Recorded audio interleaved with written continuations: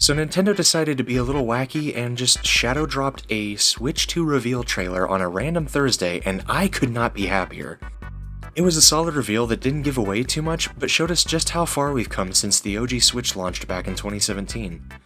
The first biggest change that we can see is that screen size. We're going to be getting a much larger screen with the Switch 2, and it's going to make playing in handheld a lot better. Especially for games that don't have a scaling UI, if you own Fire Emblem Three Houses and played on the Lite, you know what I'm talking about. A huge quality of life improvement that people have been begging for looks to have been implemented here with an additional USB-C port located at the top of the console. No more will we have to have the charger at the bottom of the Switch while we're playing in handheld. Finally. We see that old flimsy kickstand get thrown away in favor of this all-body U-shaped kickstand, which I must say looks very nice, and a huge improvement on the original, and even the OLED model. The Switch 2 Joy-Cons will now be significantly larger, and it appears that the buttons will be larger as well, which I know for me is something I've been wanting for a long time. I have bigger hands, so comfort was always an issue using the standard Joy-Cons without a grip or third-party alternatives like the Hori split pad. I find it funny that they chose to focus so much on the joystick spinning in all directions and have to wonder if this time we're going to be getting Hall effect joysticks. If this is true, Nintendo has effectively slayed the dragon of hardware issues that has plagued the original Switch since launch. We see the Joy-Cons take flight and drop right into a revised strap that looks like a noticeable improvement in terms of the shape. And now we see them drifting along, and some have speculated that this is a slight tease about being able to use them as a mouse. Which, if they bring titles like Call of Duty or Halo to the Switch 2, it could be a huge game changer. Now we move on to one of the biggest changes to the Joy-Con design. They're now going to snap onto the console instead of sliding on a rail. For those that have had the wobbly Joy-Con problem, you'll understand how massive this change can be, as we could be looking at a future where you don't have to slap electrical tape on your $300 console. It's also just satisfying to see the controllers just snap right into the console like that. I just like that. Now for the Switch 2 in all of its glory. I can't say it enough, but I absolutely love that it's going to be an all-black console with those red and blue highlights under the joystick and along the inside with those buttons. Don't get me wrong, I love some colorful Joy-Con, but it just looks so sleek. I can't wait to see what kind of special editions they're going to try and drain our bank accounts with, though. Now, I know what you're thinking. What about the games?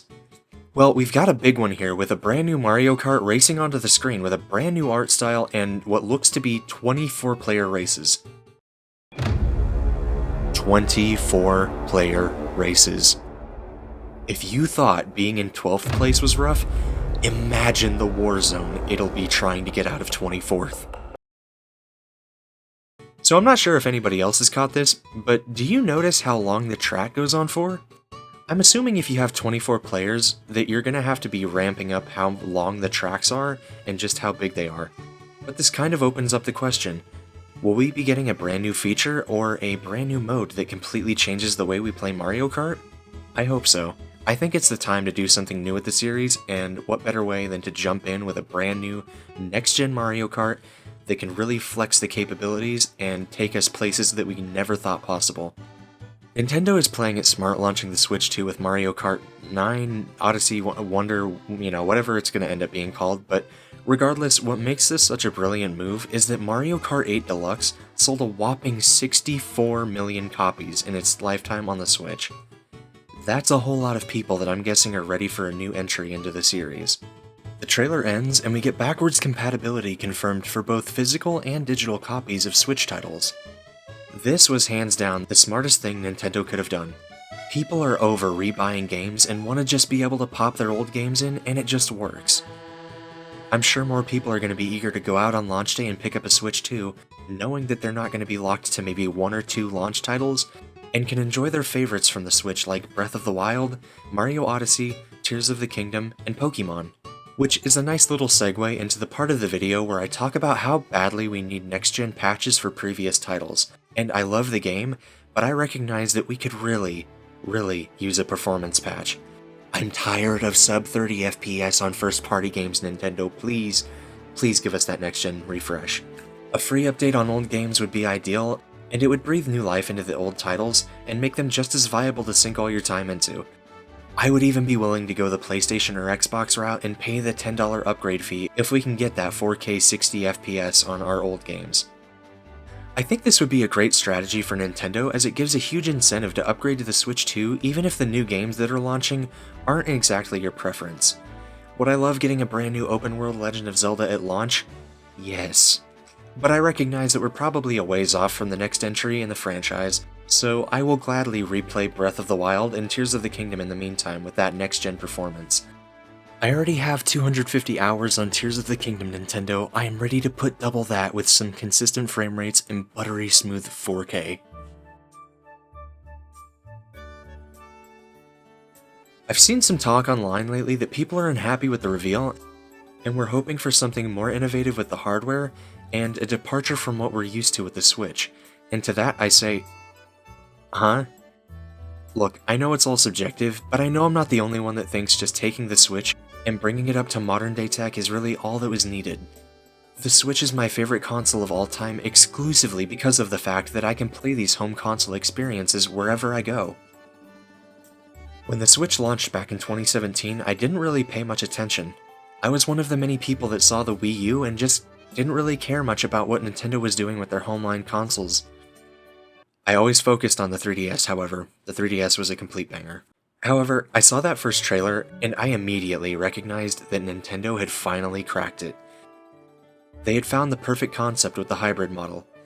That year, I would be going into college, so I didn't really have much in terms of cash and didn't end up picking one up right away. About a year had gone by, and it was my birthday coming up, and obviously, leading up to it, all I could talk about was how much the Switch was just insane and seeing all the reviews and all the games. So imagine my surprise and my wonder when I opened up a box for my birthday and I pulled out a brand new Switch.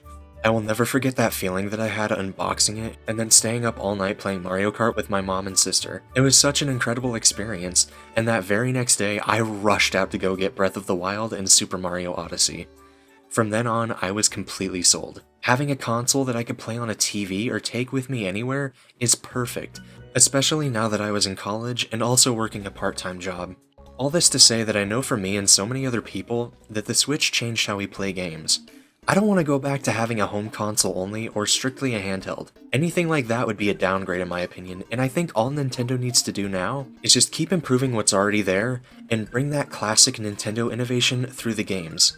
I can't wait to get more information about the Switch 2, and I'm so happy that we're finally in this place again where we can have banger after banger Nintendo Directs with new 3D Mario games, Zelda, Pokemon, Metroid, and all sorts of others.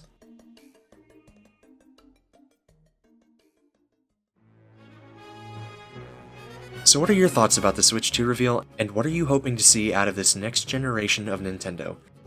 Let me know in the comments, and I hope you all have a wonderful weekend.